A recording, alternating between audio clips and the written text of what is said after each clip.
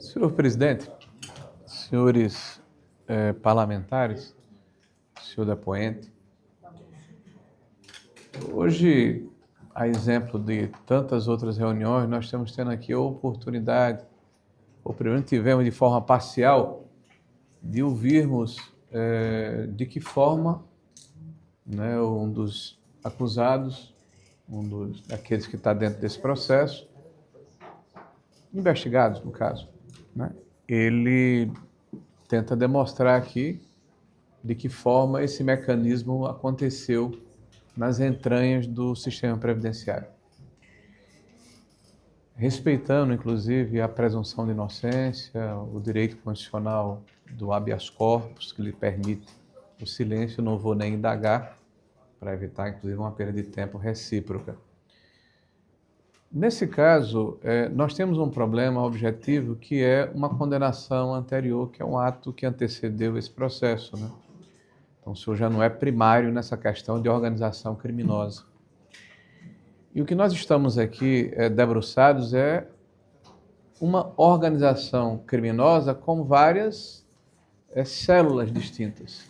Uma liderada pelo senhor Camisotti, aparentemente, o senhor Antônio Camilo, outra por essa Cecília, o outro por esse grupo que foi denominado aqui por alguns integrantes de Golden Boys.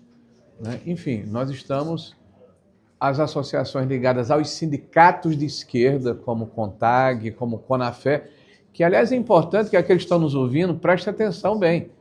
São duas faces da mesma moeda. CONAFÉ, Força Sindical, CONTAG, CUT.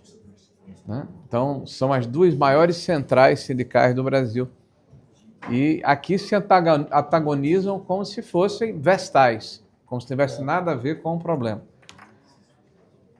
E a gente vem ouvindo aqui, porque fulano, porque cicrano, esse governo, aquele governo, isso nunca aconteceu, esse é o primeiro governo em combate. Eu vou repetir, esse Brasil é muito forte, são 20 anos de Partido dos Trabalhadores e estamos aqui ainda. Desde o princípio do século XX. Estamos aqui ainda resistindo. Estamos resistindo, mas existe uma espécie de ovo da serpente. Porque quando se começa a tratar de previdência, eu resgatei aqui uma matéria, olha que coisa linda. CPI investiga irregularidades em aposentadoria desde 1947.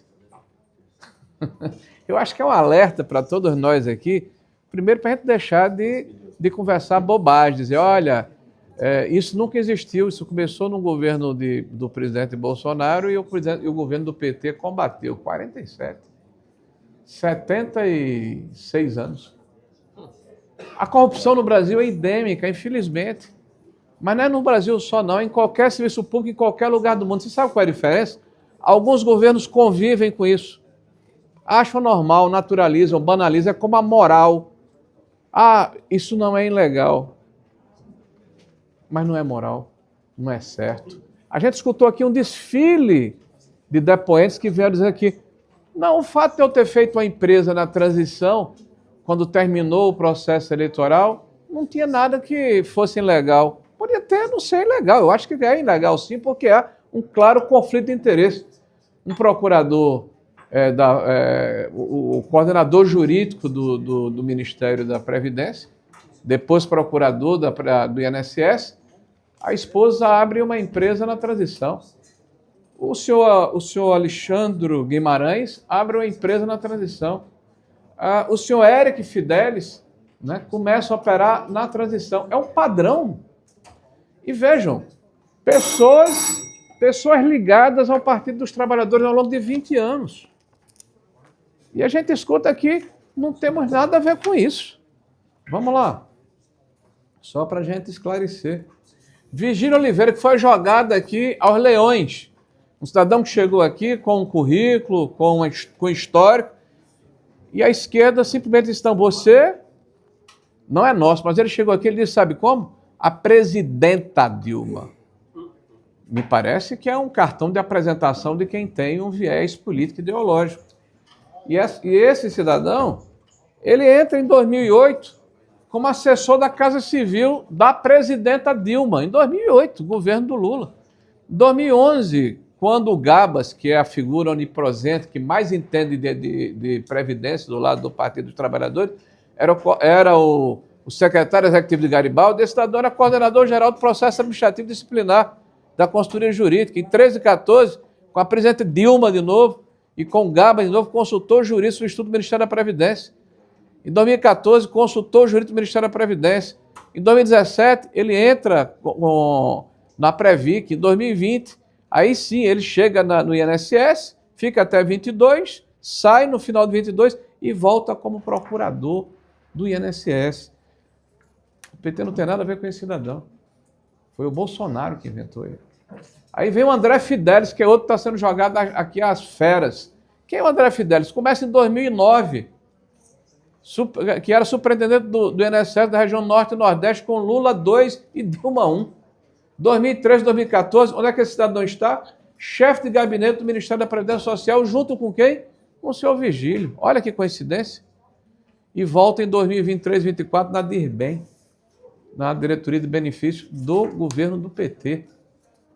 Aí vem a senhora Tônia Galete, que a gente ouviu aqui falar, que faz parte de uma das centrais sindicais mais importantes da esquerda. Essa cidadã, ela tem uma longeva carreira aqui de operadora, né, do sistema de descontos assistenciais. E ela também monta uma empresa, recebe milhões, e ela é membro da equipe de transição da Previdência do atual governo, junto com quem? Com o Ricardo Silva, que foi o cidadão que era deputado e que retirou o a revalidação da medida provisória. E eles se encontram junto com o Stefanuto, que coordena o programa de transição nesse processo. Estão todos juntos. Mas o problema não começou apenas no governo do presidente Bolsonaro. Agora vem o ovo da serpente. Eu escutei aqui várias reuniões, senhor presidente, várias reuniões, onde se deu o seguinte: sabe como é que começou esse problema? Quando em 2016, eles falam 17, mas foi 16, o INSS permitiu que descontos associativos acontecessem a favor de entidades sem carta sindical. Você sabe quem fez isso, presidente? Stefanuto. Foi quem chocou o ovo da serpente. Aquele que chegou aqui disse que era progressista, que tinha lado, né, que veio com toda a autoridade. Esse sim foi defendido com unhas e dentes, né, pela turma aqui da esquerda, aqui nessa comissão. Por que eu estou falando isso, gente? Porque a gente escuta aqui acusações que se relativizam. Foi dito, por exemplo, aqui que o ministro Onix tem um filho que prestou assistência jurídica a uma entidade. Pô, num país dessa moral frouxa, onde o atual ministro da Justiça, que é o responsável pela investigação, tem um filho que presta serviço a entidades envolvidas até o talo nessa roubalheira. E quando é instado na primeira entrevista, diz: eu não vejo conflito de interesse. Ele não vê conflito de interesse? Um é ex, ele é atual. Se ele não vê conflito de interesse, Deus nos salve. Mas não tem problema, porque é o mesmo que levantou, quando o ministro do STF, a vedação para impedir que houvesse o ataque que foi feito contra as empresas estatais no Brasil. Foi ele quem fez isso. E depois, coincidentemente, virou ministro da Justiça. Nesse meio tempo, as empresas brasileiras foram assaltadas. Assaltadas. Veja o que acontecia no final do governo Bolsonaro com o superávit. Veja como é que estão agora todas deficitárias. E o exemplo, para a gente não se estender muito, são os Correios. Olha o que fizeram com os Correios, presidente. Olha o que é que está acontecendo. Então, nós aqui precisamos entender o seguinte, que isso é um padrão, é um modus operandi. Infelizmente, o que eu espero sinceramente é que na próxima semana, e eu vou amanhã mesmo mandar para todos os senadores, os 81, eu quero aqui a ajuda de todos, o pedido para que nós possamos pautar, senador Carlos Viana, com urgência, sem a necessidade de passar na comissão, para que o relatório, inclusive, o parecer seja dado em plenário, para acabarmos de uma vez com o desconto associativo, tá, junto aos senhores aposentados da Previdência. Nós temos que ter 41 ou 42 assinaturas. Eu sei que vou ter de Vossa Senhoria. Mas vamos ver aqui se o discurso do PT vai se materializar na prática. e nós vamos ter o apoio dos líderes do PT para votarmos na terça ou quarta-feira da próxima semana o fim dessa chaga, desse mal que tem assolado a população brasileira, em especial os mais frágeis, que são os aposentados.